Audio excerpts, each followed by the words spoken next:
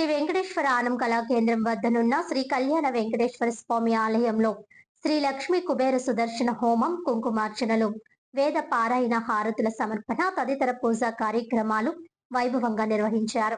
రాజమహేంద్రవరం శ్రీ వెంకటేశ్వర ఆనం కళా కేంద్రం వద్దనున్న శ్రీ కళ్యాణ వెంకటేశ్వర స్వామి ఆలయంలో శ్రీ లక్ష్మీ కుబేర సుదర్శన హోమం, రుద్ర ఏకాదశి శని పూర్వక సహస్ర ఘటాభిషేకంలో భాగంగా బుధవారం సాయంత్రం శ్రీ లక్ష్మీ కుబేర సుదర్శన హవనం, మండపారాధన నిర్వహించారు.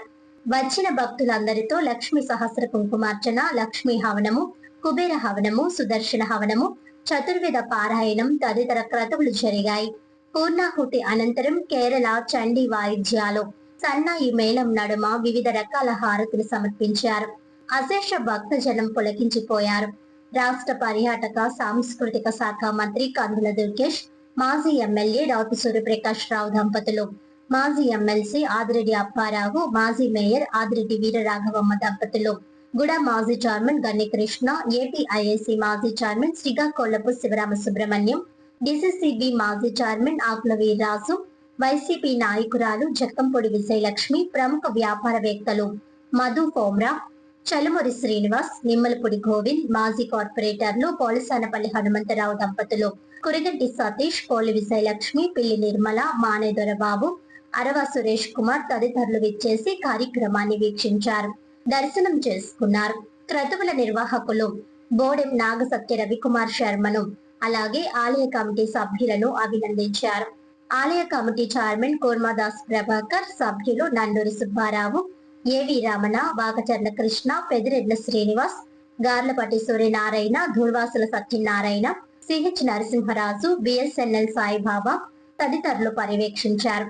లాలా చెరువు మాజీ సర్పంచ్ మెట్ల యసుపాదం, పొదిలాపు నాగేంద్ర తదితర కేబుల్ ఆపరేటర్లు భక్తులకు సహాయ సహకారాలు అందజేశారు. అనంతరం ప్రసాద వితరణ చేశారు.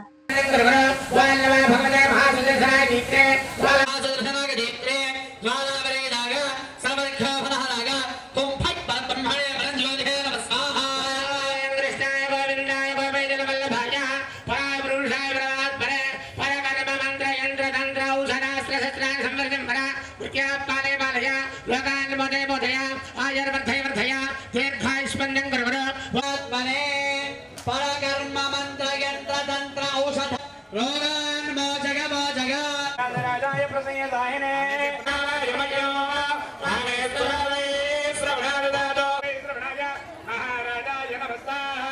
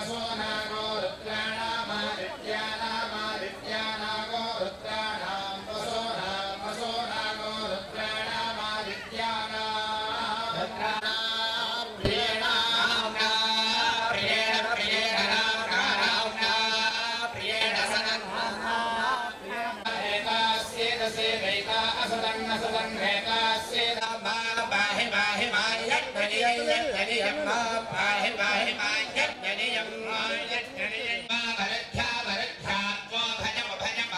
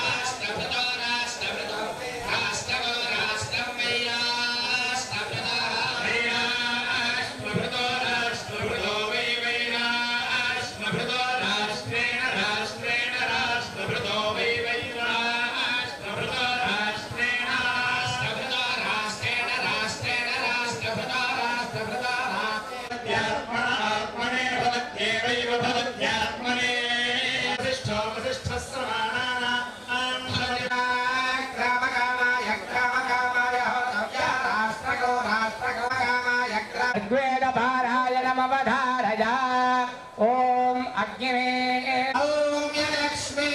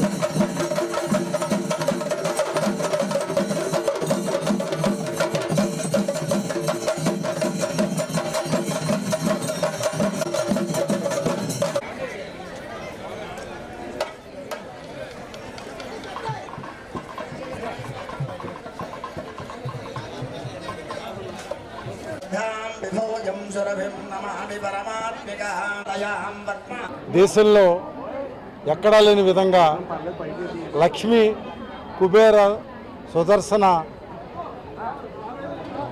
హోమం మరియు అభిషేకం ఒక కొత్త పందాలో రాజమండ్రిలో ఇవాళ ఉదయం 7 గంటల నుంచి మొదలుపెట్టి గోదావరి జలాలని తీసుకొని 1008 మంది కలశాలతోనూ అమ్మవారి యొక్క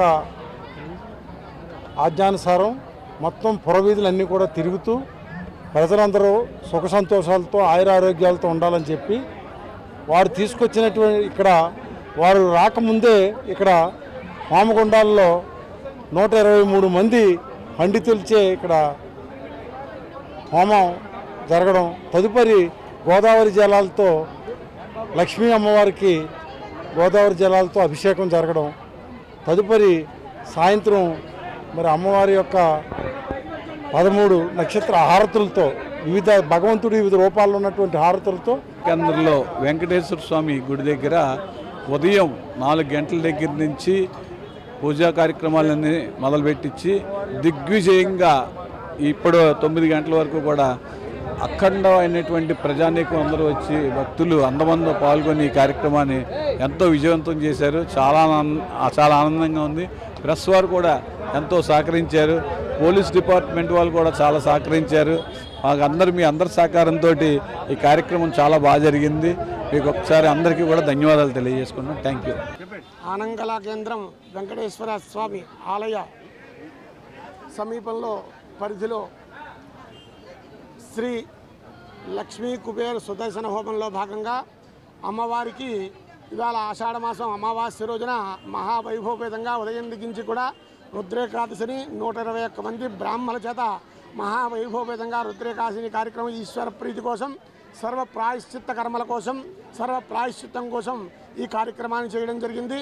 ప్రజల యొక్క ఆయురారోగ్య ఐశ్వర్యములు, సర్వ సౌభాగ్యములు వృద్ధి అవుతాయని కార్యక్రమం చేయడం జరిగింది. అలాగే 1008 మంది సుభాషిణుల చేత అమ్మవారిని ఇవాళ దేదీప్యమానంగా ఊరేగించి అమ్మవారి గోదావరి జలాలు తీసుకుని వచ్చి వారి స్వహస్తములతో సుభాషిణుల చేత సుమారు 2,000-3,000 మంది జనాలు వచ్చి ఈ అమ్మవారికి వారి స్వహస్తములతో ఇవాళ అభిషేకం చేసుకోవడం జరిగింది. చాలా ఉదయం అంతా కూడా అంగరంగ వైభవంగా కార్యక్రమం అంతా జరిగింది. అలాగే సాయంకాలం కూడా సువాసినులందరూ కూడా వచ్చి అమ్మవారికి లక్ష కుంకుమార్చన, లక్ష్మీ కుబేర సుదర్శన హవనము జరిపించడం జరిగింది. అలాగే అమ్మవారికి సాయంకాలం నీరాజన పుష్పాలు సమర్పించి 16 రకాల హారతులు ఇచ్చి అమ్మవారి స్వస్తివాచనం పలకడం జరిగింది. పెద్దలందరూ కూడా వచ్చి ఈ అమ్మవారిని దర్శనం చేసుకుని అమ్మవారి యొక్క అనుగ్రహానికి పాత్రలై ప్రతి వారు కూడా చాలా సంతసించి అమ్మవారిని దర్శించుకుని వెళ్ళారు. కమిటీ సభ్యులందరూ కూడా వచ్చిన వారికి చక్కగా సత్కరించి అమ్మవారి యొక్క ప్రసాదాన్ని ప్రతి ఒక్క భక్తుడికి చేకూరేటట్లుగా చేసి వారందరికీ కూడా అమ్మవారి యొక్క అనుగ్రహం కలిగేటట్టుగా చేశారు.